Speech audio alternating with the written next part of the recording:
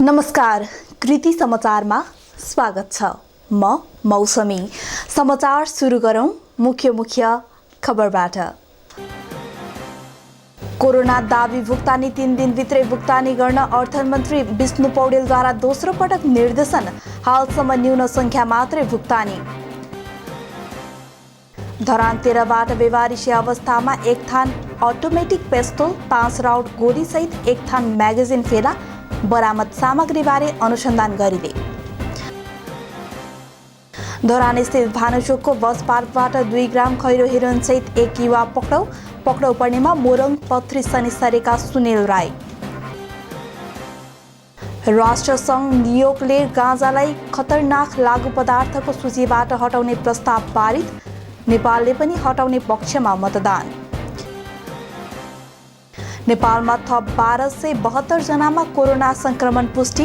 प्रदेश 1 मा 135 कोरोना संक्रमित थपिए। तेह्रथुमको ग्रामीण क्षेत्रका किसानहरू अकबरी खोर्सानी खेतीतर्फ आकर्षित। यस वर्ष मूल्य भए पनि उत्पादनमा भारी गिरावट।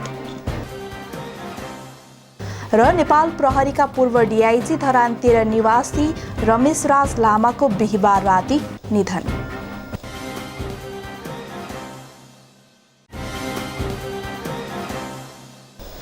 अब खबर विस्तारमा।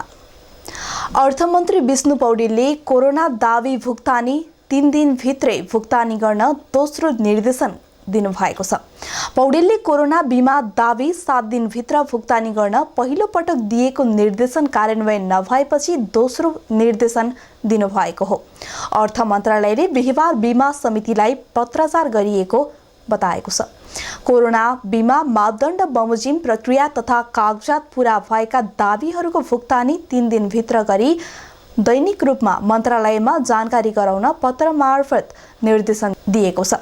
गत कार्तिक 18 मा मन्त्रालयले 7 दिनभित्र कोरोना दाबी भुक्तानी गर्न निर्देशन दिएको थियो। कोरोना बिमा दाबी भुक्तानीका सम्बन्धमा भएका निर्णयहरूमध्ये 7 दिनभित्र सबै दाबी भुक्तानीको कार्य सम्पन्न गर्ने भनिएकोमा हालसम्म न्यून संख्यामा मात्र भुक्तानी भएको मन्त्रालयले बताएको छ। मन्त्रालयले नियमित रूपमा कोरोना बिमाको हालसम्मको दाबी संख्या, कागजात पूरा भएका दाबी संख्या, भेरिफिकेसन लागि स्वास्थ्य सेवा विभागमा पठाएको संख्या, भेरिफिकेसन नभएका वा नक्कली दाबीको विवरण, दाबी भुक्तानीको विवरण सार्वजनिक गर्न बाँकी समितिलाई निर्देशन दिएको छ। इलाका प्रहरी कार्यालय धरानले बेवारिसी अवस्थामा एक थान अटोमेटिक पिस्तोल, 5 राउन्ड गोली सहित एक थान म्यागजिन फेला पारेको छ।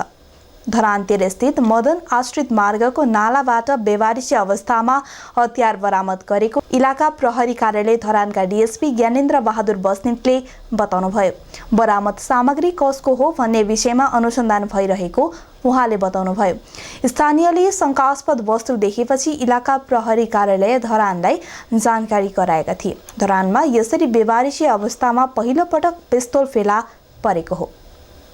धरान स्थित भानुचोकको बस पार्कबाट 2 ग्राम खैरो हेरोइन सहित एक युवा पक्राउ परेका छन्।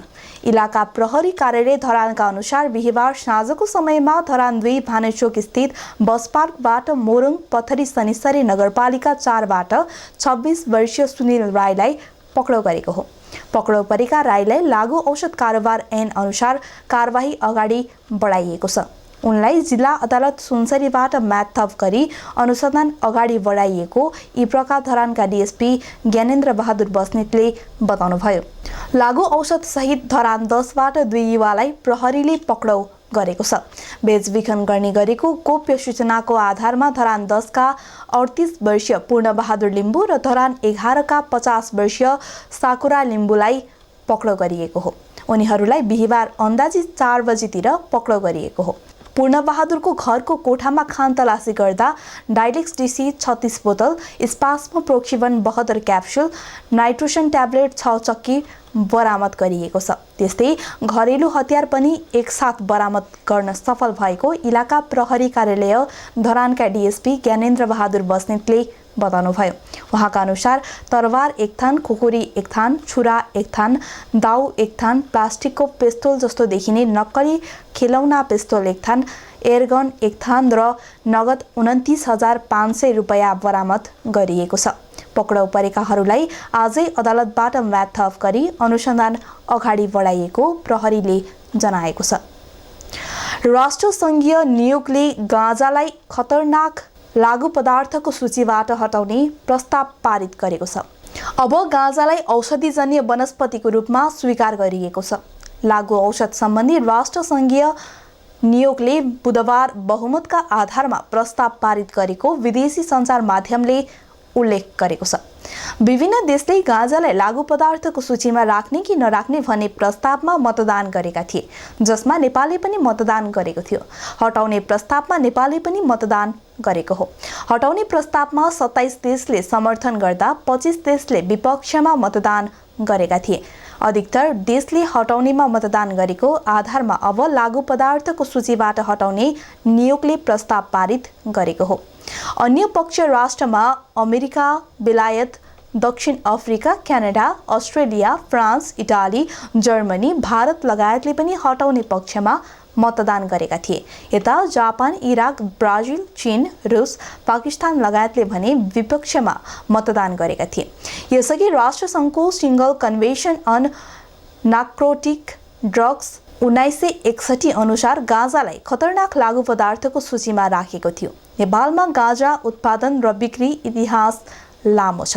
दोस्रो विश्वयुद्धकै समयदेखि नेपाली गाँजा भारत र अन्य देशमा ब्रान्डका रूपमा स्थापित भएको मानिन्छ। कृति समाचारमा अब विज्ञापनको पालो।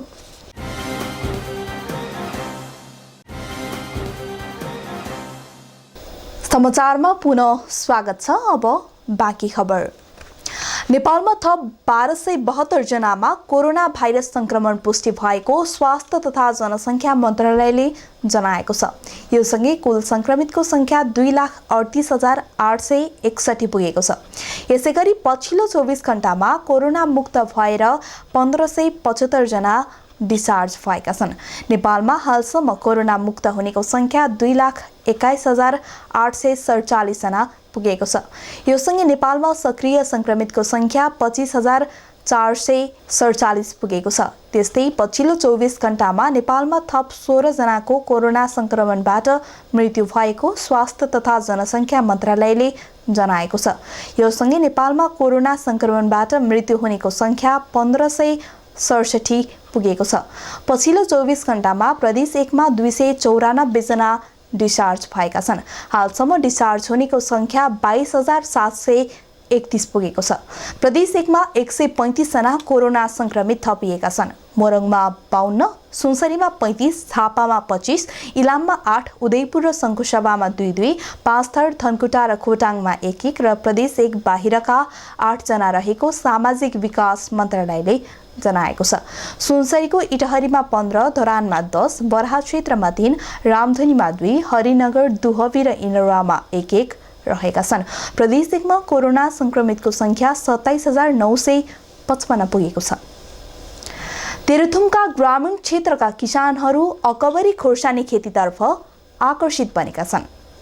परम्परागत खेतीबाट आमदानी नहुने देखेपछि स्थानीय नगदे बालीतर्फ आकर्षित बनेका हुन्। जिल्लाको छतर क्षेत्रका किसानहरू अकबरी खेतीबाट राम्रो आमदानी लिने गरे पनि यस वर्ष अधिक वर्षाका कारण उत्पादनमा ह्रास आएको किसानहरू बताउँछन्। समस्या त हाम्रो अब अहिले अकबरी खेती त लगाइयो, तर हामीले जुन हाम्रो खेतालाहरू लगाइयो त्यो खेतालाको परिश्रम पनि उठेन। बजार भन्ने अहिले धेरै राम्रो छ, उत्पादन भने घटी छ। हामीले अब यो झरीको कारणले गर्दा हामीले चाहिँ उत्पादनलाई चाहिँ अलिकति जो खेताला लगाएकोलाई सुन हामीले पारिश्रमिक दिन चाहिँ पाइएन। पोहोर चाहिँ 1.5 लाख बेचियो पोहोर परात। अहिले त भन्दा बेसी लाग्यो, आमदानी लिन सकिएन। 1 रोपनी माटामा लगाएको थियो, अहिले त्यस्तै 20-30 हजारको मात्रै लियौँ। अहिले भएन आमदानी। छतरमा 1 रोपनीदेखि 3 रोपनीको क्षेत्रफलमा किसानले अकबरी खेती गर्दै आएका छन्। परम्परागत खेतीबाट खान धौधौ भएपछि अकबरी खेतीबाट जीवन धान्न सहज बनेको छतर अकबरी खोर्सानी कृषक समूहका सचिव लिलम खुलालले बताउनुभयो। जो चाहिँ ती किसानहरूले चाहिँ हिजो जुन मकै कोदो 8-10 रोपनीमा चाहिँ खेती गरिरहेका थिए र त्यहाँदेखि के अरे त्यहाँ गर्दाको त्यो आम्दानीले उसलाई चाहिँ खाना पुगिरहेको अवस्था थिएन। अहिले जुन अकबरे खोर्सानी खेती सुरु गरिकन तपाईँको 2 रोपनीमा खेती गरेर भने उसले चाहिँ वर्षभरि खाना त्यही 2 रोपनी गरेर चाहिँ खाना पुर्याएर पनि केही पैसा उसले आम्दानी गरेको छ र हिजो तपाईँको 3 महिना खाना नपुग्ने अवस्थामा भएका किसानहरू चाहिँ अहिले वर्षभरि खाना पुर्याएर उनीहरूको त्यो तरिकाले जीवनस्तर सुध्रिँदै गएको छ। गत वर्षको तुलनामा यस वर्ष 40%ले उत्पादन घटेको कृषि शाखा छतरका प्रमुख हिम थापाले जानकारी दिनुभयो। गत वर्षको तुलनामा लगभग 40% उत्पादन अहिले घटेको अवस्था छ। अब विगतमा चाहिँ यहाँबाट तेह्रथुम जिल्लाको ठुलो मात्रामा निर्यात भएको अकबरे निर्यात हुने स्थानीय त छतर गाउँपालिका हो भने अहिले हामीहरूले जति निर्यात गर्न सकेनौँ यसमा चाहिँ कम्तीमा पनि 40% रेसियो चाहिँ घटेको छ। गत वर्ष प्रति केजी 100 रुपैयाँमा बिक्री हुँदै आएको अकबरे यस वर्ष प्रति केजी 450 रुपैयाँमा बिक्री हुँदै आएको छ। मूल्य राम्रो पाए पनि उत्पादनमा भारी गिरावट आएको किसान बताउँछन्। धरान 15 देउराली पथको सडक कालोपत्रे गरिएको छ। संघीय सांसद जयकुमार राईले आज उद्घाटन गर्नुभएको छ। स्थानीय पूर्वाधार विकास साझेदारी कार्यक्रम अन्तर्गत 2076-77मा सांसद कोषबाट विनियोजित रकमले बाटो कालोपत्रे गरिएको वडाध्यक्ष नरेश युवरामले बताउनुभयो। सांसद कोषबाट 30 लाख रुपैयाँ बजेट विनियोजन भएको थियो। धरानलाई शिक्षा, स्वास्थ्य र पर्यटनको क्षेत्रलाई विस्तार गर्न आफू निरन्तर लागेको प्रमुख अतिथि समेत रहनुभएका सांसद राईले बताउनुभयो। जनसहभागिता अन्तर्गत निर्माण गरिए पनि अझै 11 लाख रुपैयाँ उठ्न बाँकी रहेको छ। चोक विस्तारका लागि 7.5 धुर जग्गा निशुल्क प्रदान गर्ने जितबहादुर लिम्बू वेगालाई सम्मानित गरिएको थियो। नेपाल प्रहरीका पूर्व डीआईजी धरान 13 निवासी रमेश राज लामाको बिहिबार राति 78 वर्षको उमेरमा निधन भएको छ। उहाँ नेपाल तामाङ घेदुङ सुनसरीका पूर्व अध्यक्ष समेत हुनुहुन्छ। उहाँको बौद्ध धर्म परम्परा अनुसार आज दाह संस्कार गरिएको छ। उहाँको धरान 8 स्थित बौद्ध दाह संस्कार स्थलमा अन्तिम अन्त्येष्टि गरिएको छ। उहाँको एक श्रीमती, एक छोरा, एक छोरी रहेका छन्। उहाँको अन्तिम संस्कारको क्रममा प्रदेश 1 प्रहरी कार्यालय विराटनगरबाट प्रदेश प्रमुख डीआईजी ईश्वर बाबु कार्की सहित प्रहरीले सलामी दिनु भएको थियो। यसैबीच नेपाल तामाङ घेदुङले पनि शोक सन्तप्त परिवारजनप्रति धैर्य धारण गर्ने शक्ति प्रदान गरून् भन्दै कामना गरेका छन्।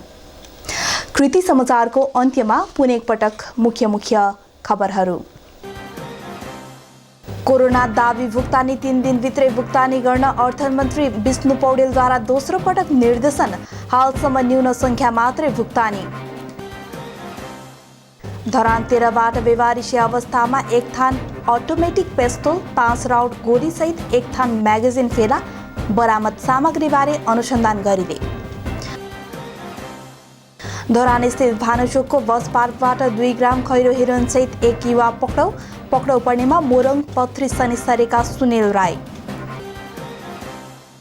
राष्ट्रसङ्घ नियोगले गाँजालाई खतरनाक लागु पदार्थको सूचीबाट हटाउने प्रस्ताव पारित। नेपालले पनि हटाउने पक्षमा मतदान। नेपालमा थप 1272 जनामा कोरोना संक्रमण पुष्टि। प्रदेश 1 मा 135 कोरोना संक्रमित थपिए। तेह्रथुमको ग्रामीण क्षेत्रका किसानहरू अकबरी खोर्सानी खेतीतर्फ आकर्षित। यस वर्ष मूल्य भए पनि उत्पादनमा भारी गिरावट। र नेपाल प्रहरीका पूर्व डीआईजी धरान 13 निवासी रमेश राज लामाको बिहिबार राति निधन। हौस् त कृति समाचार यति नै। कृति टेलिभिजन हेर्दै गर्नुहोला। नमस्कार।